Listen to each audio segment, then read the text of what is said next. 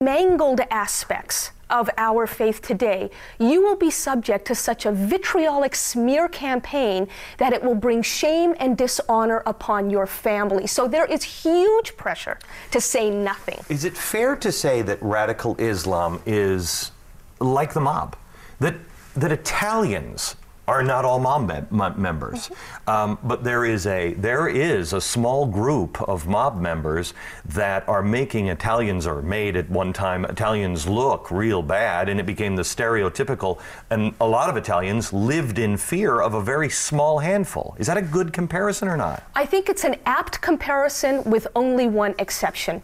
It's true that obviously a very thin minority of Muslims ever engages in terror.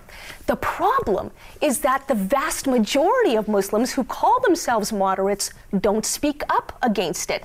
And this actually leads me to a very crucial distinction, which is the distinction between moderates and reform-minded Muslims. Moderates denounce terror, to be sure, but they say Islam has nothing to do with it, okay? Reform-minded Muslims, of which I consider myself one, denounce terror and acknowledge that the manipulation of religion does play a role. So wait. A moderate here would not say that the manipulation of Islam doesn't play a role? Most moderates say that this is utterly un-Islamic and therefore religion plays no role. The problem with just leaving it at that is that you cede the ground, you abandon the ground of theological interpretation to those with malignant intentions. In other words, if you say that Islam has nothing to do with it, that's a red flag to the terrorists who do quote from the Quran, and they know that they now have free reign, because you know what, Glenn? Nobody is coming back to them with competing interpretations. Let me back up. Let me find out about your life early on. Your mom and your dad growing up Muslim. What was that like? You know, I learned something from my father, despite the fact that he was strict, or actually I would say precisely because he was a strict man, not strict Muslim. He didn't much practice Islam.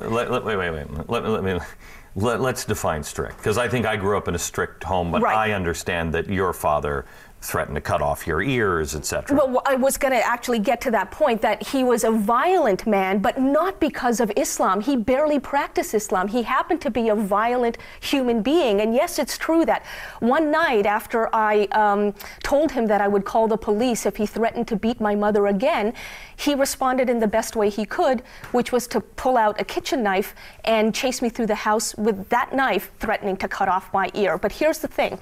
I remember running up to my bedroom, scrambling out of the window, crawling up to the top of the roof, and spending the entire night there. As I surveyed my neighborhood, I realized something. I had an epiphany that night, that I live in a society that is open-ended, where the conclusion is not yet known if ever it will be. What precious freedoms I've got to author my own destiny.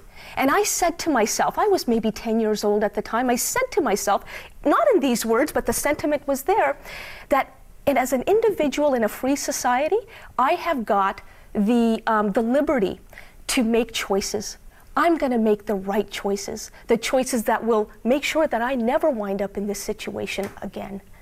And I think what I'm really driving at is that my father taught me the distinction between authority and authoritarianism. Authority can be legitimate, teachers, parents, so forth.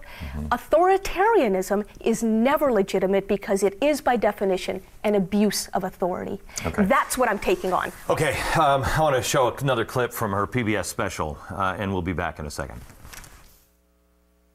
At one of my speeches, a woman hands out pamphlets. Stop talking about Muslims and Islam all the time. Can I ask you a quick question? Yeah. When you say that you don't hate me, and yet you call me the devil in disguise, yes, and you say, keep away from this lunatic deceiver, do you not think that's hateful speech? No, it's not hateful. No. But only my name is up on top when you say, the manipulator of minds, a major deceiver leading to fire. Yes, you are.